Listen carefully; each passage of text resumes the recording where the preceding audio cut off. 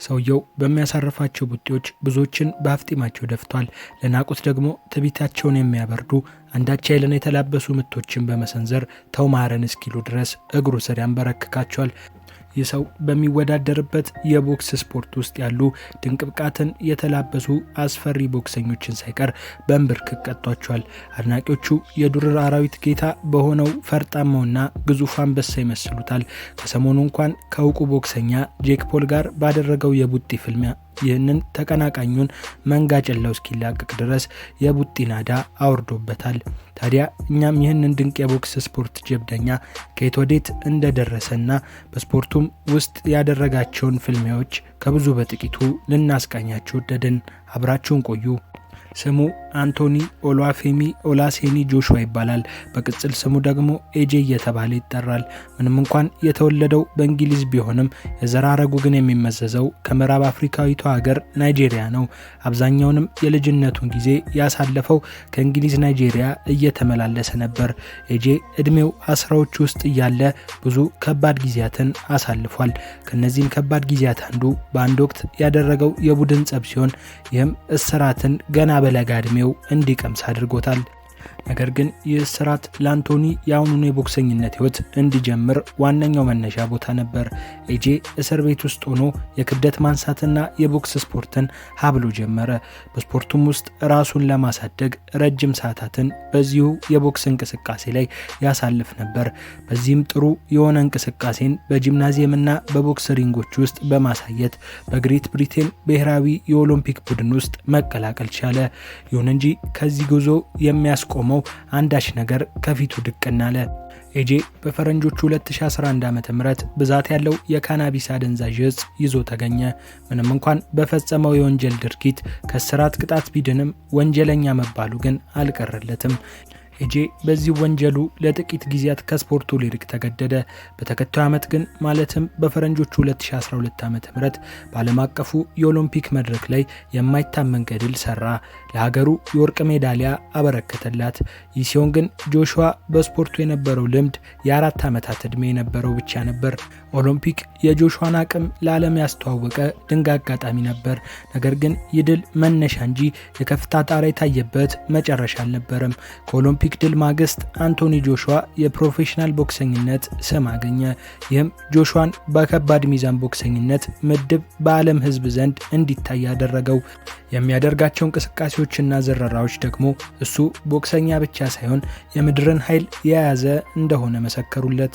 በመቀጠል ኤጄ ለብሪቲሽ ከባድ ሚዛን ክብር ለመብቃት ዲሊያን ዋይት ከተባለ በሀገሪቱ ዝናው ከናኘ ቦክሰኛ ጋር ተፋጠጠ። ከውድድሩም በፊት እጅግ ነቆራ የበዛበት ቃላትን ተለዋወጡ።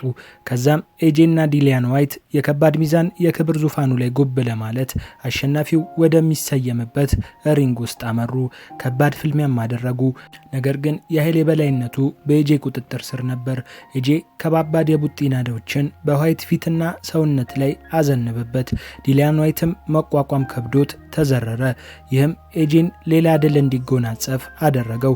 ይህ ድል ለአንቶኒ ጆሹዋ ከሀገሩ የከባድ ሚዛን ክብር በዘለለ ለዓለም የከባድ ሚዛን ክብር ለሚያደርገው ጉዞ በር የከፈተለት ነበር። በዚህም ጉዞ ያጋጠመው የመጀመሪያ ፈተና ቻርልስ ማርቲን የተባለው አሜሪካዊ ቦክሰኛ ነበር። እሱንም የፍልሚያ መድረኩ ውስጥ በመዘረር ከዓለም አቀፍ የቦክስ ፌዴሬሽን የሚሰጠውን ክብር አገኘ።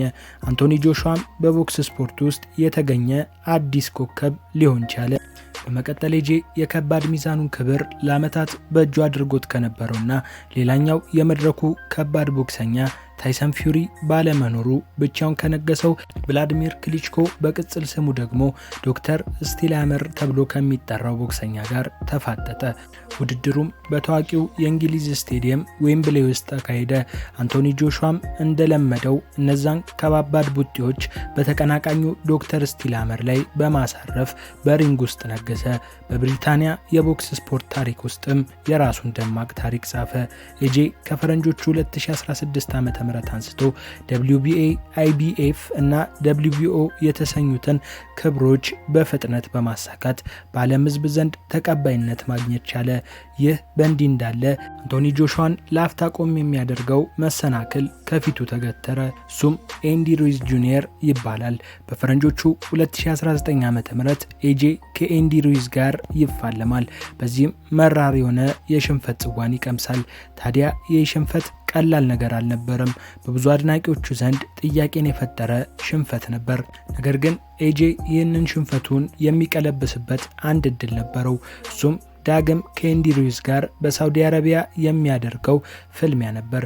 በዚህም ያ በተቀናቃኞቹ ላይ ከባድ ቅጣትን የሚያደርሰው የኤጄ ፈርጣማ ክንድ ከባባድ የበቀል ቡጢዎችን በኤንዲ ሩይዝ ላይ አወረደ፣ ድልንም ተቀዳጀ። ዳግመኛ ብቸኛው የከባድ ሚዛን ሻምፒዮን እንደሆነም አወጀ። በሌላኛው ዓመት ማለትም በፈረንጆቹ 2021 ዓ.ም አንቶኒ ጆሹዋ ሌላ ፈተና ገጠመው። ይህም አሌክሳንደር ኡሲክ ከተባለው ከባድ ቦክሰኛ ጋር ያደረገው ፍልሚያ ነበር። ፍልሚያው የተካሄደው አንቶኒ ጆሹዋ በተወለደበት ከተማ ውስጥ በሚገኘው የቶተናም ሆትስፐር ሜዳ ውስጥ ነበር። ውድድሩ ለኤጄ ከባድ ሆነበት። አስከፊ ቡጢዎች በላዩ ላይ ዘነቡበት። ማሸነፍ ተሳነው፣ ተረታ።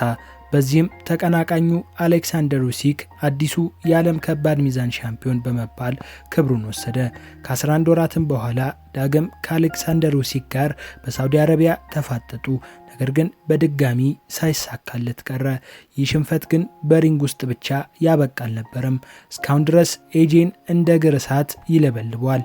የደረሰበት ቡጢም አሁን እንደተመታ ያክል ሰውነቱን ያመዋል። ኤጄ ከዚህ ሽንፈት በኋላ ዳግም ወደ ሪንግ በመመለስ ጀርሚን ፍራንክማን ከተባለው ቦክሰኛ ጋር እንደሚፋለም አሳወቀ። ይህንንም ፍልሚያ ያደረገው ወደ አሜሪካ በመሄድ ከአዲሱ አሰልጣኙ ዴሪክ ጄምስ ስር በመሆን ነበር። በዚህም ተቀናቃኙን በማሳመን ድልን ተቀዳጀ።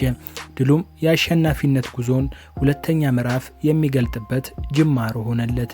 ከዚህም በመቀጠል የከባድ ሚዛን ቦክሰኝነቱን ሀብሎ ሲጀምር ከተፋለመው ዲሊያን ዋይት ጋር ዳግም ሊፋለሙ ቀጠሮ ቢያዝላቸውም ነገር ግን ዋይት የአበረታች ንጥረ ነገር ምርመራ ባለማለፉ ፍልሚያው ሳይካሄድ ቀረ። ኤጄ በቀጣይ ሮበርት ሄላኒየስ ከተባለው ቦክሰኛ ጋር ተፋለመ።